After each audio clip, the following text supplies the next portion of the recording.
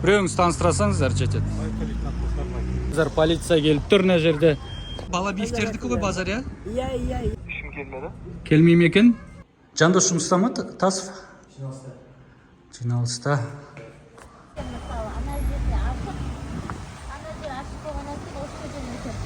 Ар жақтағы адамдар мына жаққа өте алмай тұр, бері қарай. Жоқ, басшыңыз? Акиматтан мен келе жатырмын, акиматта басшыңыз жоқ.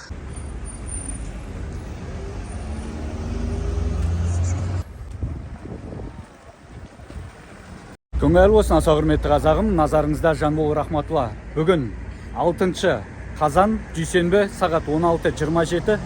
Жаңа ғана өздеріңіз көрдіңіздер, қаламызда біраз оқушылар, тұрғындар бар, мүмкіндіктері шектеулі жандар бар, бірақ соларға жасалған жағдай жоқ. Базарды осыны қыс мезгілінде түсірген болатынмын, былтыр мынау не сұмдық деп жағдай жасалсын деп. Содан бері ешқандай өзгеріс әлі жасалмаған. Кентау полиция. Кезекші саламатсыз ба? Жанбол Рахматулла жөнім бейне және аудио жазылдыруде екенін ескертіп қояйын, таныстырасыз ба өзіңіз? Сержант Исахан. Есенхан? Исахан. Исахан. Кезекші, бізге учаскелік инспектор керек. Қазір біз Салиха ана деген базардың алдындамыз. Осы жақтың инспекторын шақырасыз ба? Жазылайын. Жанбол Рахматулла, да? Иә. Қазір 102-ге, яғни ішкі істер бөліміне, полицияға хабарластық. Мына жерде әкімшілік құқық бұзушылықты көрдік. Бұл жерде әлеуметтік қамтамасыз ету керек адамдардың тобы бар, соларға жағдай жасалмаған. Мемлекеттік болсын, жеке тараптан болса да, солар әрекет жасамағандығынан полиция оларға шара көру керек. Заңды тиісті шарасы бар, өзінің бабы бар, 83-ші бап.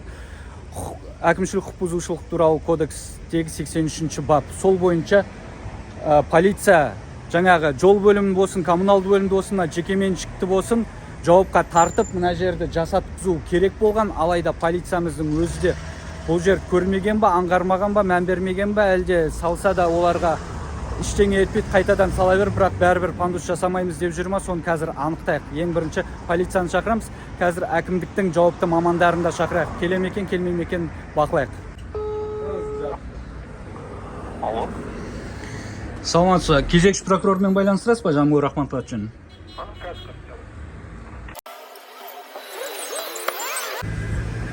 Алло. Саламатсыз ба, Жанбол Рахматулла жөнім бейне және аудио жазылдыру екен ескертіп қойын. Мен бағана хабарласып, әкімдіктен 3 бөлімнің басшыларын сұраған болатынмын. Солар келетін болды ма, келмейтін болды ма? Басшыларға ескертілді. Бір бөлім басшы ЖКХ ұмытса екен. Аха. Екеуі барамыз деп. 16:40-та, я? Иә. 16:33. Тағы бір хабар беріп жетсеңіз, қиын болмаса. Хабарлап айтылды. Рахмет, күтеміз. Жанболдық. Рахмет.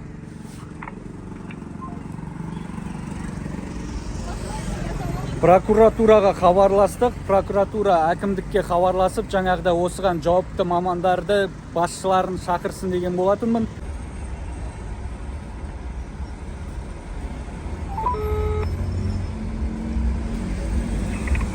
Құжаттандыру бөлімі. Саламатсыз ба? Саламатсыз. Мен кадрмен байланыстыра аласыз ба? Жоқ, кадрға прямой звондайсыз ғой. Номерін айтасыз ба? Номері не мәселеден керек сіздерге? Мен Жанбол Рахматуллам, қазір видео жазып отырмын. Маған 3 бөлімнің басшысы керек еді. Соларды кадр маған жіберсе дейін деген. Мейлі, кім жібере алады оларды мына жерге, қалаға? Алло. Кім жібере алады дейсіз ба? Иә, қалаға да. Қаланың мәселесі бойынша маған 3 бөлімнің басшысы керек еді мына жерге. Оқиғаның орнына да. Оқиға не туралы? Оқиға әкімдіктің әрекетсіздігі туралы. Қазір әкім орынбасарына баяндайды. Байланыстыра аласыз ба? Жоқ, бұл номер байланыспайды. Қай номерге звондайын?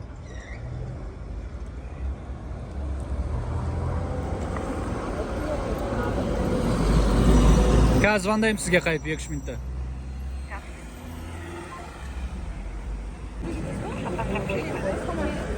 Жамбыл ғой тағы да хабарласып тұрған. Сөйлестіңіз бе? Саламатсыз ба? Айтайын.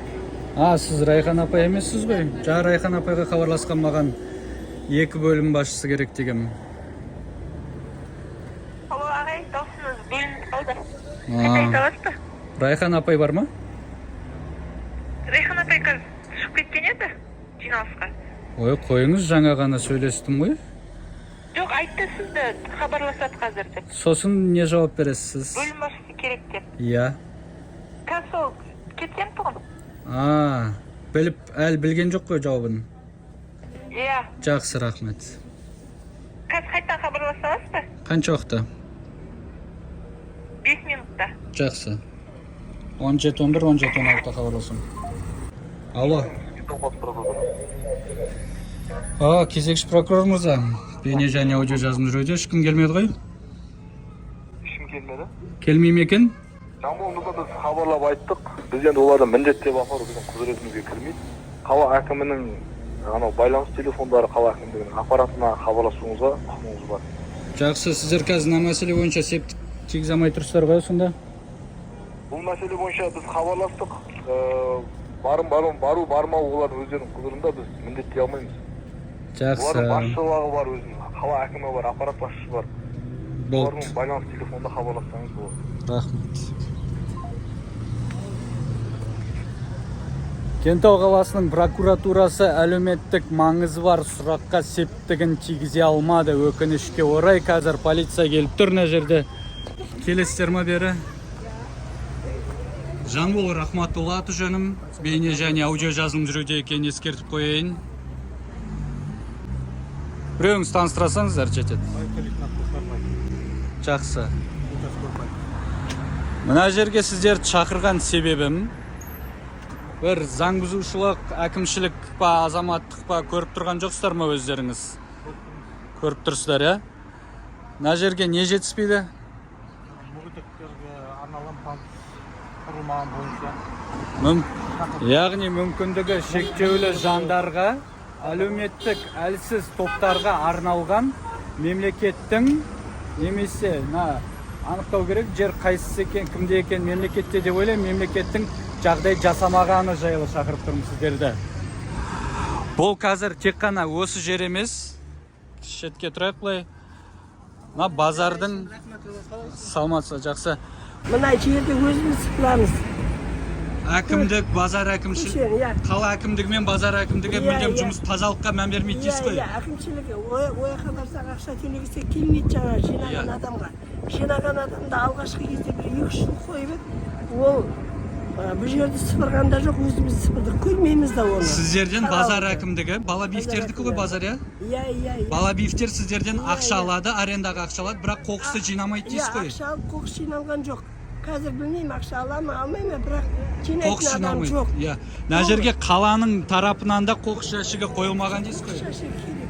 Рахмет апа. Мәнекей, қосымша мына жерге бір мәселені айтып атсаң, оған қосымша мына жердегі кәсіпкерлер айтады, базар әкімдігінен де, әкімшілігінен де, қаланың әкімшілік Жандос Тасовтан да Балабиевтерден ешқандай тазалық шаралары жүргізілмейді дейді. Бұл қосымша еш жерде жоқ. Әлеуметтік жаңағы кішкентай баламен анандай, кішкентай баланы таситын арбамен, мүмкіндігі шектеулі жандар таситын арбамен жүретін азаматтарға ешқандай жағдай жасалмаған. Ол бір. Екіншіден, мынау не жаяу жүруші белгісі, иә? Бағдаршамы. Иә? Бірақ мына жерде не жоқ? Мынандай, иә? Жолақ жоқ, ә? Тегіс болу керек та, былай дұрыс па? Ал мына жер тегіс емес, көріп тұрмыз ғой биіктікте. Арғы беттеріне вообще өте алмаймын. Қазір мен ана жерді көрсеткім келген еді, үлкен бордюр қойып қойып, сол жаққа барсақ.